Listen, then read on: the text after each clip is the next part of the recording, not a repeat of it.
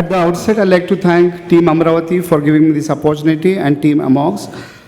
My topic is Too Early, Too Soon, Mission 37. That means not to deliver anybody before 37 weeks of gestation.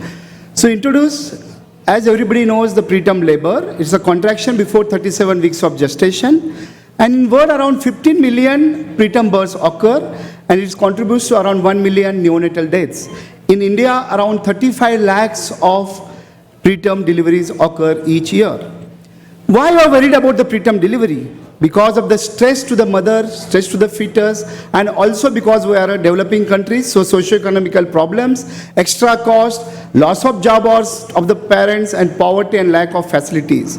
And as you know, everybody, for expenses or expensive delivery, you have to charge extra. So what triggers the premature labor? The spontaneous preterm birth is a syndrome in which the process may be initiated by more than one pathways, either cervical ripening or decidual activation or uterine contractions and rupture of the membranes. So it is defined as any premature labor pains before 37 weeks of gestation. Early preterm is before 34 weeks of gestation, and late preterm is 34 to 36.6 weeks of gestation, which is aided by uterine activity, progressive cervical changes, and length of the cervix and symptoms. So the diagnosis is early preterm labor is on digital examination of cervix is more than 1 centimeter to 3 centimeter, and 80% or more than less than 80% effects. Advanced preterm labor is whenever cervical dilatation is more than 3 centimeter. Threatened preterm labor is less than 1 centimeter dilatation. And false labor pains is when os is closed but she is getting pains.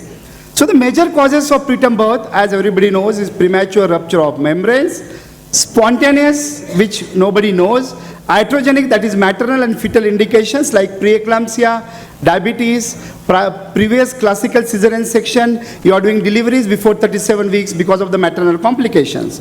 And the most important cause is 20 to 25% infection, which is preventable if you take proper care for the patient. As everybody knows, this is a circus, fetus, placenta, and mother, where anterior pituitary gland of the fetus, there is an increase in the ACTH, which acts on the adrenal glands, which decreases progesterone, increases estrogen, which causes uterine sensitivity to the stretching and causes increase in the uterine contraction, causing premature labor pains. Everybody knows the mechanism of action and the role of progesterone. The most important factor in premature labor is the progesterone. It acts at all 4 levels, at the level of the placenta, where it regulates the timing of labor via controlling the stress hormone, in the amniotic fluid by limiting prostaglandin production, at fetal membranes by blocking pro-inflammatory cytokine induced apoptosis and preventing PPROM, and at myometrium suppresses inflammatory response and decreases the myometrial contractility.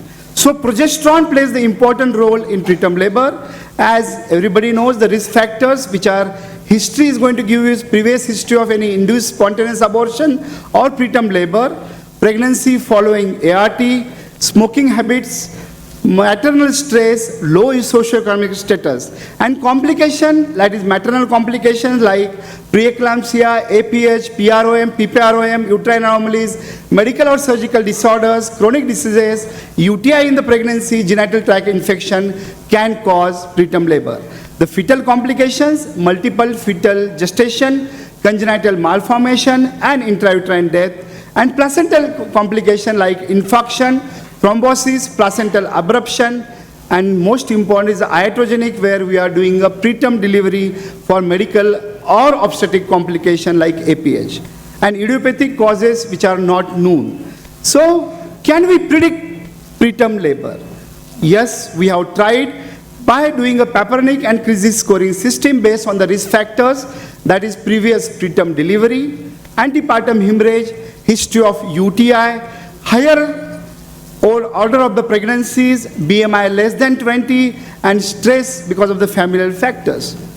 But the utility is limited as they do not identify majority of the women of preterm labor. So, can home uterine activity monitoring can predict preterm labor? There are facilities where a tokometer is available and the female is supposed to put it on the abdomen, and at some remote place somebody is watching whether there are more than 4 to 6 contractions in a 1 hour.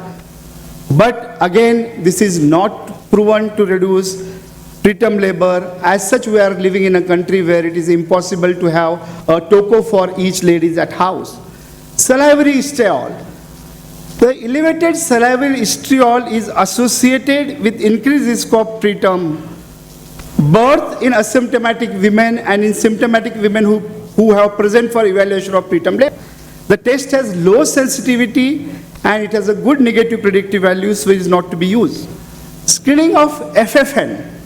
It is an extracellular glycoprotein secreted by amniocytes and cytotrophoblast to be collected from the external os or posterior fornix, and presence of FFN between 24 to 34 weeks of gestation is associated with increased preterm labor. That means FFN is present before 24 weeks and present after 37 weeks naturally, physiologically. If it is there between these phases, then we can diagnose it that this patient can go into preterm labor. But there are some buts that if there is a contamination of the sample with the semen, blood or some cervical cerclage is done, then the screening efficacy is not good for this. The lastly is the infections. Around 50% of the spontaneous preterm birth are associated with infection. So we need to evaluate about the bacterial vaginosis to each and every lady who is complaining of either backache or infection or some symptoms in the OPD, and organisms which include chlamydia, mycoplasma, ureaplasma, gardnerella, vaginalis, bacteroides, and peptostreptococcus, group B streptococcus hemolyticus. So asymptomatic bacteriuria and systemic infection like pyelonephritis, pneumonia or acute appendicitis can also lead to preterm labor, and that's how you can predict the preterm labor. The most important thing which in day-to-day life we can do is cervical ultrasonography. Cervical insufficiency is defined as cervical changes in the absence of any definitive uterine contraction. Two parameters are measured on ultrasound. One is the cervical length and another is the funneling of the internal os. And it is found that shorter cervical length is associated with increased preterm birth, and that's how you can predict on doing an ultrasound about the preterm. Previously we used to do digital examination, but digital examination is subjective. There can be inter-observer errors, so it can underestimate the supravaginal part of the cervix, and that is how ultrasound assessment is proven to be the best when you want to predict preterm labor, and transvaginal is supposed to be the better approach than doing a transabdominal sonography. So on transvaginal sonography, cervical length more than 2.5 centimeter, the risk of preterm is minimal. It is between 1.5 to 2.5 centimeter, the risk is around 35%, and these are the patients where a role of progesterone therapy from outside, taking a bed rest and all this comes. And where risk, cervical length is less than 1.5 centimeter, it is observed that 90% of those will be delivered before 90% before 34 weeks, and 50% will deliver before 32 weeks. So a simple parameter of doing a transvaginal sonography and finding out the cervical length is going to prevent preterm labor in our day-to-day practice. TVS examination of the cervix is done depending on the, and you are going to know the shapes of the cervix. The progressive T, Y, V and U shapes are going to correlate with the preterm labor. Uterine contraction cause pseudofunneling, so we advise to do 3 measurements in a 5-minute apart, and the lowest one cervical length is to be taken, and this is a famous diagram where you can see T is the initiation, then it comes Y, then comes V and U, and that is how you are going to diagnose preterm labor in this patient before the contraction starts. So that was a prediction, how you are going to prevent. So prevention is by antenatal care, bed rest and hydration, nutritional intervention, and prophylaxis with the progesterone and cervical cerclage. Increase prenatal visits, timely USG, weight gain, rule out high-risk pregnancy and treatment of high-risk pregnancy, nutritional counseling and bed rest for this female, and pre-pregnancy weight gain and post-pregnancy weight gain has to be ruled out to diagnose this. So the last comes the role of prophylaxis with progesterone. Decrease in the levels of progesterone is a parturition triggering event. So thus progesterone administration to maintain uterine quiescence may block preterm labor, as you know all the mechanism which acts like placenta, amniotic fluid, fetal membranes and myometrium. There are different types of progesterone: 17-hydroxyprogesterone, dydrogesterone, natural micronized progesterone, which reduces CAMP and decreases preterm labor, and offer prophylactic natural micronized progesterone, either oral or progesterone vaginal, to women with history of spontaneous preterm birth or mid-trimester loss, and TVS has been carried out between 16 and 24 weeks of gestation, which reveals a cervical length of less than 25 millimeter. So these are the studies which are done with oral micronized progesterone. Our own studies, micronized progesterone associated trend of decreasing recurrent spontaneous preterm birth. The value, oral micronized progesterone is effective in preventing spontaneous preterm birth, and cervical cerclage role comes. It provides physical support for structurally weak cervix and might also improve cervical immunological barrier by improving the retention of the mucus plug which is there at the end of the cervix. So indication is history indicated, UAG indicated, and sometimes you might do a rescue cerclage. The NICE guideline says offer choice with prophylactic progesterone or prophylactic cerclage to women with history of spontaneous previous preterm birth loss, sonography showing less than 2.5 centimeter, and role of rescue cerclage is definitely there. It can give you an advantage of 1 or 2 weeks, but you are not supposed to do if there is an infection, active vaginal bleeding or uterine contraction, and you have to explain to the patient the risk about the procedure. Maintenance of tocolysis after arrested preterm labor is, the studies has done where nifedipine and progesterone is compared, and progesterone is better drug by doing a maintenance tocolysis in this patient. And in conclusion, micronized progesterone significantly prolong pregnancy and decrease the number of preterm birth, and risk of preterm in IVF conceived patients can be prevented by giving 400 milligram of natural micronized progesterone for mid-trimester reduced incidence of preterm birth and singleton progesterone. Progesterone is an alternative to cervical cerclage. There are few studies which are done, has proven this, and there are perinatology updates, and even our FOXY perinatology update has says that there are recommendations. The lower serum progesterone is associated with threatened miscarriage. The clinical supplementation with progesterone is required for maintenance of the pregnancy. Oral progesterone may be preferable in view of patient compliance, which is there in Indian scenario, which plays a major role.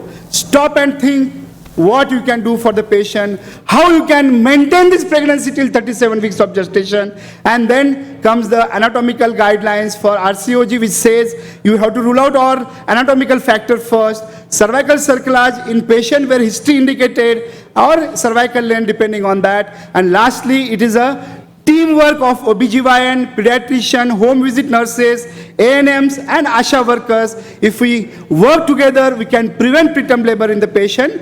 For take-home message, rule out uterine anomaly. All pregnancy should be considered as preterm labor. At time of anomaly scan, ask your sonologist to do cervical length and consider progesterone therapy if cervical length is less than 2 point. All twin gestation carry increased risk of preterm labor, and they can be given option. And this is my last video where this is a Dr. Arun Naik or Mr. Amox will say, he is there. चालू होता है रे?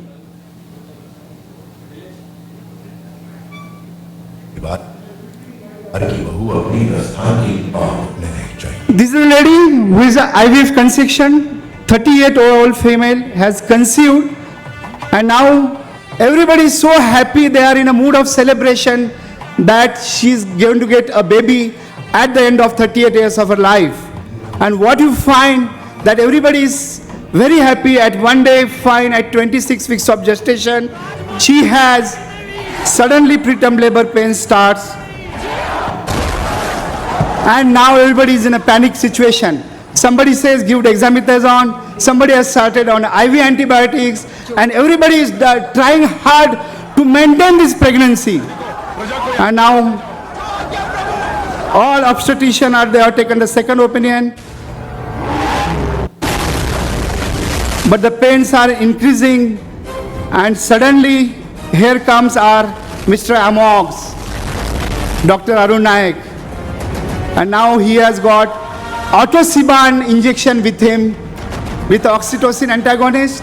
He has started this patient on sustained gel, given Dufaston, everything, and now what you see, the labor pains have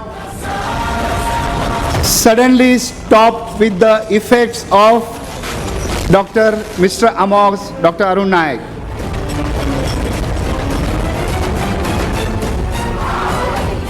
But alas, everybody was feeling that everything is fine. But she's just 26 weeks.